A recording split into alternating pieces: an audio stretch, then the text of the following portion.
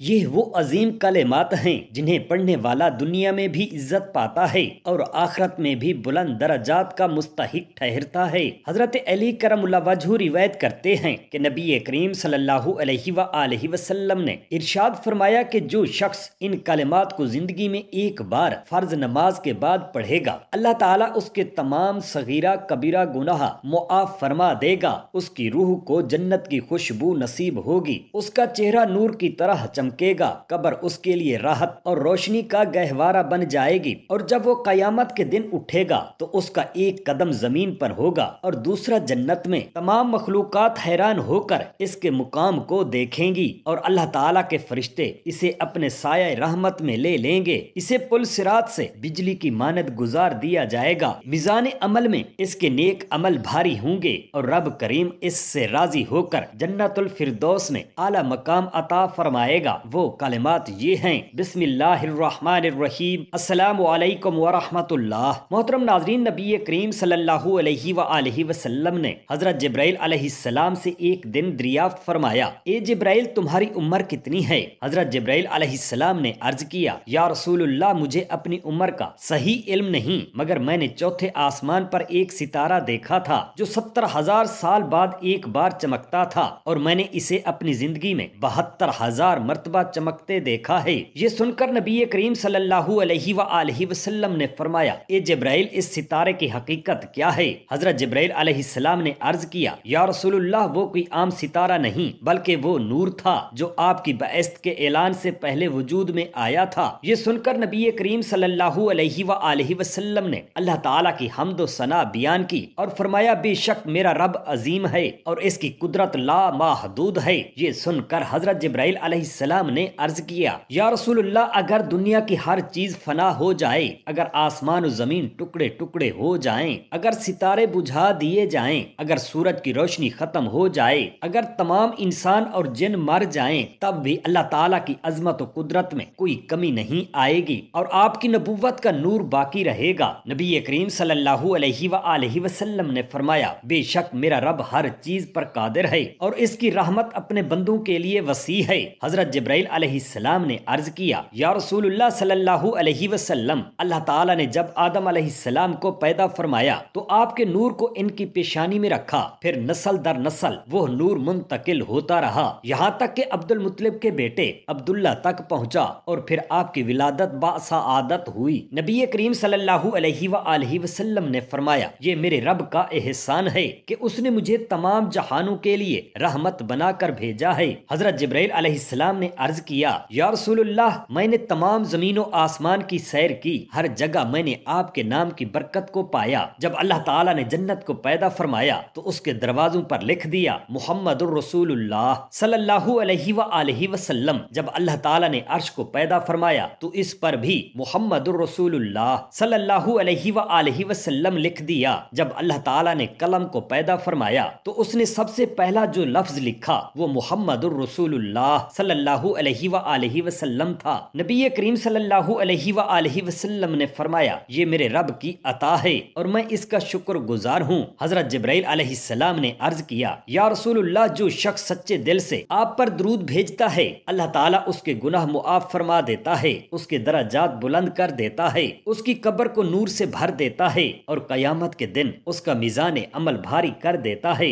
نبی کریم صلی اللہ علیہ وآلہ وسلم نے فرمایا: بے شک جو شخص مجھ پر درود بھیجتا ہے وہ درود مجھ تک پہنچتا ہے اور میں اس کے لیے مغفرت کی دعا کرتا ہوں۔ حضرت جبرائیل علیہ السلام نے عرض کیا: یا رسول اللہ صلی اللہ علیہ وسلم، جو شخص روزانہ اخلاص کے ساتھ لا الہ الا اللہ محمد الرسول اللہ کہتا ہے، اللہ تعالیٰ اس کے نامہ اعمال میں بے شمار نیکیاں لکھ دیتا ہے، اس کے گناہ معاف کر دیتا ہے اور اس کا ٹھکانہ جنت میں بنا دیتا ہے۔ نبی کریم صلی اللہ علیہ وآلہ وسلم نے فرمایا: یہ وہ کلمہ ہے جس کی گواہی پر جنت واجب ہو جاتی ہے اور جس کے انکار پر جہنم لازم ہو جاتی ہے۔ حضرت جبرائیل علیہ السلام نے عرض کیا: یا رسول اللہ صلی اللہ علیہ وآلہ وسلم، جب کوئی شخص قیامت کے دن جب اعمال کا وزن کیا جائے گا تو بعض لوگوں کے اعمال ہلکے ہوں گے، وہ پریشان ہوں گے، لیکن اللہ تعالیٰ فرمائے گا کہ یہ میرے محبوب صلی اللہ علیہ وآلہ وسلم کی امت کے لوگ ہیں، ان کے لیے میری رحمت کافی ہے۔ یہ سن کر نبی کریم صلی اللہ علیہ وآلہ आलैहि वसल्लम की मुबारक आंखों में आंसू आ गए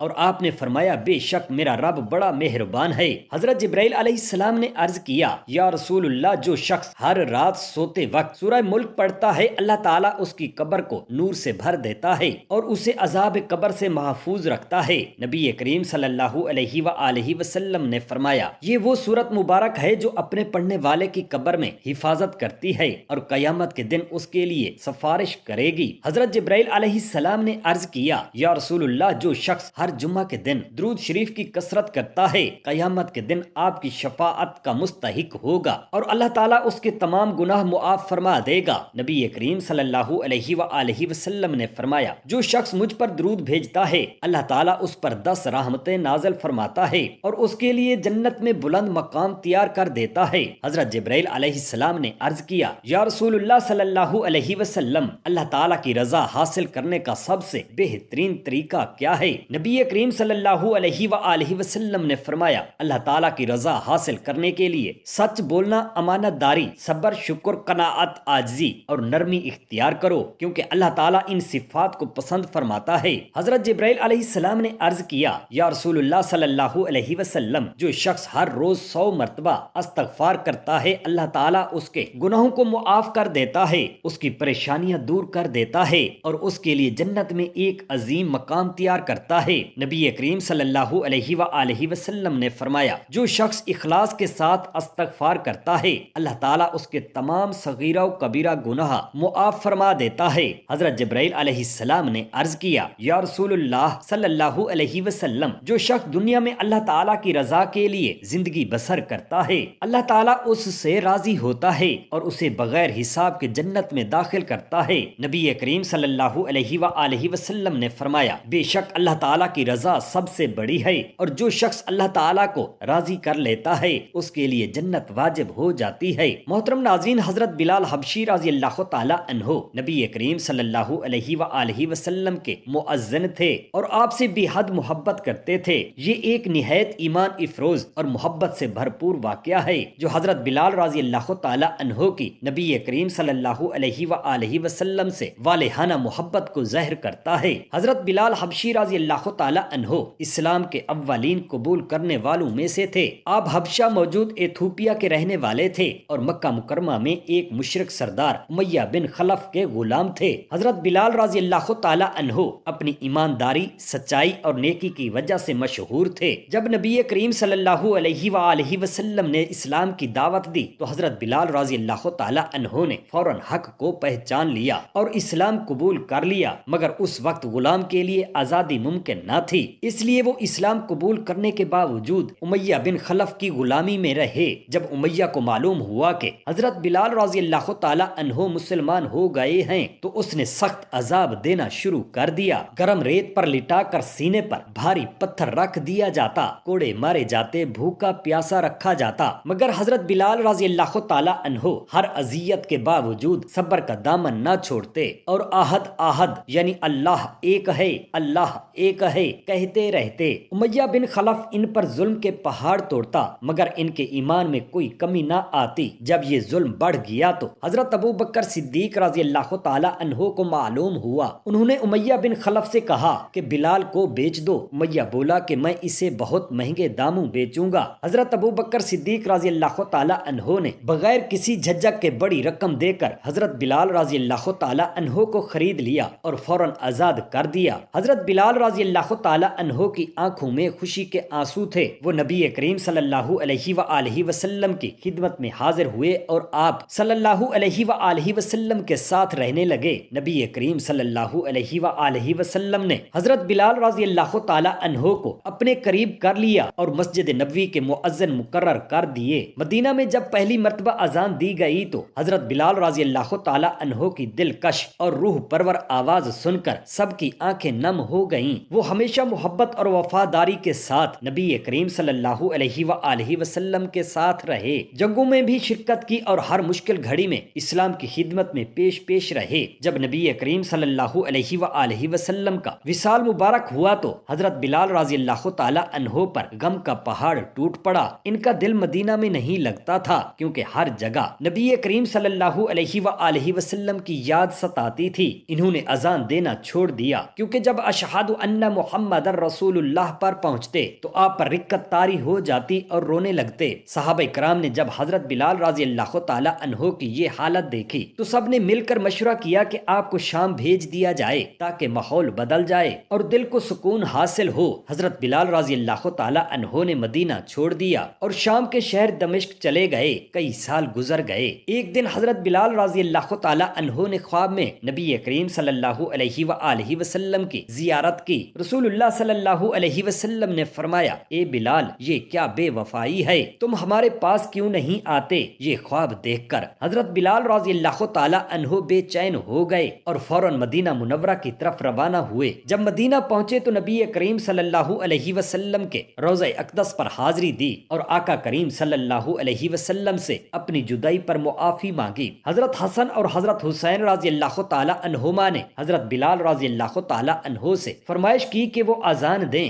حضرت بلال رضی اللہ تعالی عنہ نے بہت عرصے بعد اذان دی۔ جیسے ہی مدینہ میں حضرت بلال رضی اللہ تعالی عنہ کی آواز گونجی تو پورا مدینہ گونج اٹھا، لوگ گھروں سے نکل آئے اور ہر طرف رکت طاری ہو گئی۔ یہ ایک نہایت ایمان افروز اور محبت سے بھرپور واقعہ ہے جو حضرت بلال رضی اللہ تعالی عنہ کی نبی کریم صلی اللہ علیہ وآلہ وسلم سے والہانہ محبت کو ظاہر کرتا ہے۔ حضرت بلال رضی اللہ تعالی عنہ نبی کریم صلی اللہ علیہ وآلہ وسلم کے نہایت قریبی صحابی اور مؤذن رسول تھے۔ آپ ہمیشہ دین اسلام کی خدمت اور فکر و قناعت کی زندگی بسر کرتے تھے۔ ایک مرتبہ جب مدینہ میں مالی تنگی کا سامنا ہوا تو ایک یہودی کے پاس گئے۔ اس یہودی نے کہا، اے بلال، اگر تمہیں ضرورت ہو تو مجھ سے قرض لے لیا کرو، میرے پاس وافر مال موجود ہے۔ حضرت بلال رضی اللہ تعالی عنہ نے قرض لے لیا اور اس سے ضروریات پوری کی۔ کچھ دن باقی تھے کہ قرض کی مدت پوری ہو جاتی۔ اسی دوران وہ یہودی دوبارہ حضرت بلال رضی اللہ تعالی عنہ کے پاس آیا اور سخت لہجے میں کہنے لگا کہ اے بلال، میری رقم کی ادائیگی کا وقت قریب ہے، اگر تم نے میرا قرض واپس نہ کیا تو میں تمہیں اپنا غلام بنا لوں گا اور تمہیں غلامی کرنی پڑے گی۔ حضرت بلال رضی اللہ تعالی عنہ اس بات پر بہت رنجیدہ ہوئے اور فوراً نبی کریم صلی اللہ علیہ وآلہ وسلم کی خدمت میں حاضر ہو کر عرض کرنے لگے، یا رسول اللہ، میں نے اس یہودی سے قرض لیا تھا، اب وہ قرض کی ادائیگی کے لیے سختی کرتا ہے اور دھمکی دے رہا ہے کہ اگر میں قرض ادا نہ کر سکا تو وہ مجھے غلام بنا لے گا۔ یا رسول اللہ، میں آپ سے اجازت چاہتا ہوں کہ مدینہ سے باہر جا کر کچھ کام کروں اور قرض ادا کرنے کا بندوبست کروں۔ نبی کریم صلی اللہ علیہ وآلہ وسلم نے حضرت بلال رضی اللہ تعالی عنہ کی بات سن کر فرمایا، اے بلال، تم پریشان نہ ہو،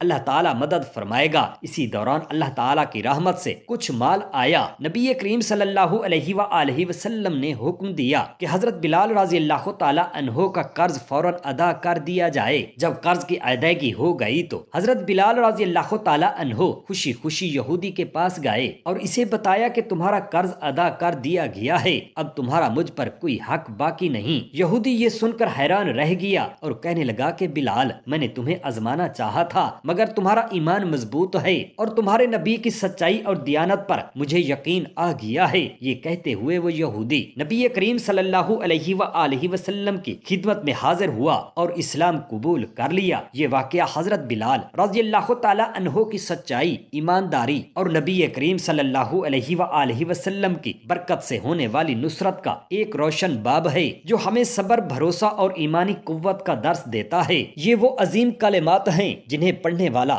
دنیا میں بھی عزت پاتا ہے اور آخرت میں بھی بلند درجات کا مستحق ٹھہرتا ہے۔ حضرت علی کرم اللہ وجہ روایت کرتے ہیں کہ نبی کریم صلی اللہ علیہ وآلہ وسلم نے ارشاد فرمایا کہ جو شخص ان کلمات کو ہر فرض نماز کے بعد پڑھے گا، اللہ تعالیٰ اس کے تمام صغیرہ کبیرہ گناہ معاف فرما دے گا، اس کی روح کو جنت کی خوشبو نصیب ہوگی، اس کا چہرہ نور کی طرح چمکے گا، قبر اس کے لیے راحت اور روشنی کا گہوارہ بن جائے گی، اور جب وہ قیامت کے دن اٹھے گا تو اس کا ایک قدم زمین پر ہوگا اور دوسرا جنت میں۔ تمام مخلوقات حیران ہو کر اس کے مقام کو دیکھیں گی اور اللہ تعالیٰ کے فرشتے اسے اپنے سایہ رحمت میں لے لیں گے۔ اسے پل صراط سے بجلی کی مانند گزار دیا جائے گا، میزان عمل میں اس کے نیک اعمال بھاری ہوں گے اور رب کریم اس سے راضی ہو کر جنت الفردوس میں اعلیٰ مقام عطا فرمائے گا۔ پھر آپ صلی اللہ علیہ وآلہ وسلم نے فرمایا، کیا میں تمہیں وہ کلمات نہ بتاؤں جنہیں اگر کوئی شخص قبر میں جانے سے پہلے پڑھ لے تو اللہ تعالیٰ اس کی قبر کو نور سے بھر دے گا، اسے عذاب قبر سے محفوظ رکھے گا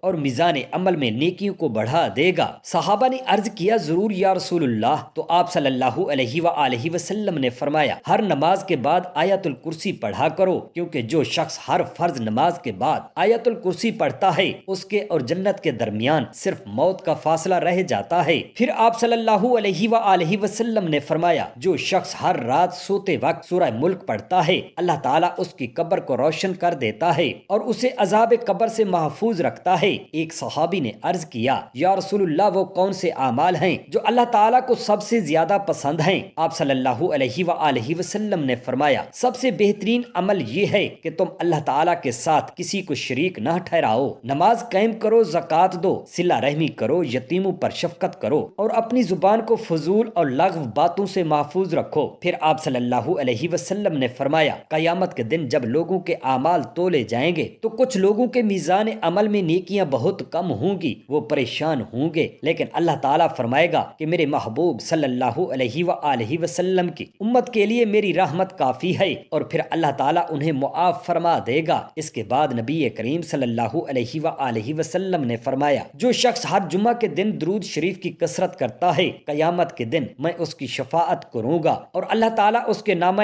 اعمال میں نیکیاں بڑھا دے گا۔ صحابہ کرام نے یہ سن کر کہا یا رسول اللہ ہمیں وہ کلمات سکھائیں جو قیامت کے دن ہمارے لیے باعث نجات بنے۔ آپ صلی اللہ علیہ وآلہ وسلم نے فرمایا کثرت سے استغفار کیا کرو، کیونکہ استغفار سے گناہ معاف ہوتے ہیں، رزق میں برکت ہوتی ہے اور قبر کے عذاب سے نجات ملتی ہے۔ پھر آپ صلی اللہ علیہ وآلہ وسلم نے فرمایا جو شخص روزانہ 100 مرتبہ استغفر اللہ ربی من کل ذنب و اتوب الیہ کہتا ہے اللہ تعالیٰ اس کے تمام صغیرہ گناہ معاف فرما دیتا ہے، اور اگر وہ اخلاص کے ساتھ توبہ کرے تو اللہ تعالیٰ اس کے کبیرہ گناہ بھی معاف فرما دیتا ہے۔ پھر آپ صلی اللہ علیہ وآلہ وسلم نے فرمایا قیامت کے دن کچھ لوگ آئیں گے جن کے اعمال بہت کم ہوں گے، لیکن اللہ تعالیٰ فرمائے گا کہ انہوں نے دنیا میں ایک ایسا عمل کیا تھا جو میرے نزدیک بہت پسندیدہ تھا، اور وہ عمل تھا کہ وہ ہر حال میں راضی رہتے تھے اور ہر تکلیف پر صبر کرتے تھے، تو آج میں انہیں بغیر حساب کے جنت عطا کر رہا ہوں۔ یہ سن کر صحابہ کرام رضی اللہ تعالی عنہم کی آنکھوں میں آنسو آ گئے اور انہوں نے عرض کیا یا رسول اللہ صلی اللہ علیہ وسلم ہمیں بھی اللہ تعالیٰ سے یہی امید ہے کہ وہ ہمیں بھی بغیر حساب کے جنت میں داخل فرما دے۔ آپ صلی اللہ علیہ وآلہ وسلم نے فرمایا پس اللہ تعالیٰ سے ہمیشہ دعا مانگا کرو اور اپنے اعمال کا محاسبہ کیا کرو اور ایسے اعمال اختیار کرو جو تمہیں اللہ تعالیٰ کی رضا اور جنت کے قریب کر دیں، کیونکہ دنیا کی زندگی بہت مختصر ہے اور اصل زندگی آخرت کی زندگی ہے۔ سبحان اللہ، اللہ تعالیٰ ہم تمام مسلمان بہن بھائیوں کو موت کی تیاری کرنے والا بنائے، آمین یا رب العالمین۔ جزاک اللہ خیرا کثیرا۔